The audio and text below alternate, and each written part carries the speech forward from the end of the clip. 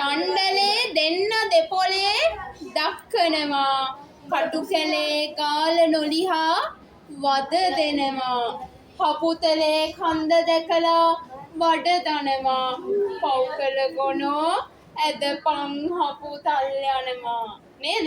ඔව් ඊළඟට කියනවා ආරන්නේ පඳුර වට කර දලුලන්ට පීරන්නේ වරල තෙල්ගා ඔපවෙන්ට මෝරන්නේ හඳේ කරුවල වැඩිවෙන්ට තේරෙන්නේ නැද්ද මේ දුක දෙවියන්ට නේද? ඔව් ඊළඟට සසඳ අපි හඳ පානේ යනවා මම්මල බඳට ගොම්බාණක් දක්කනවා සක්සිය සගව්වට රෝදය කැරකෙනවා දත් කැකුලට අපි කුරුණෑගල් යනවා නේද?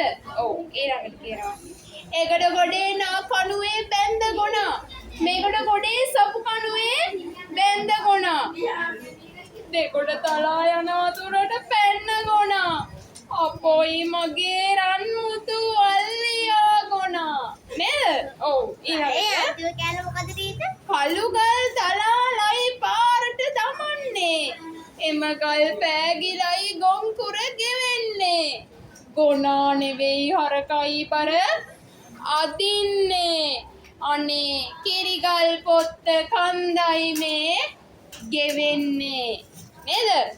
ඔව් වෛර ගොනා දන ගහලා දිනකොට මයිල ගොනා පැන්නයි පස්සට හොරට මොකද කරන්නේ පූරු එකල පවට පව්කල ගොනෝ ඇද පංගාල ගාවට නේද?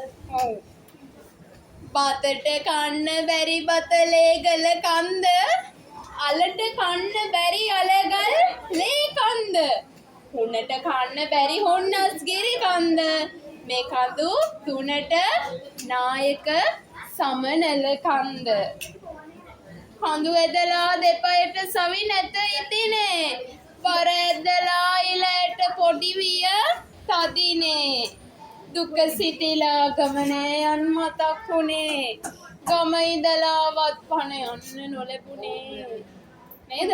ඉතින් මේ ජන කවි කියලා කියන්නේ පුතේ සිංහලය හැර වෙනත් භාෂා නොදත් ඒ වගේම පොතපත ගැන දැනුමක් නැති ඒ වගේම පොදු ජනයා අතර ප්‍රසිද්ධ වෙච්ච කවි වලට මොකද්ද කියන්නේ පුතේ? ජන කවි කියලා. පාඩම්ද? හරි. එතකොට මේ ඔක්කොම මොනවද? කරත්ත කවි.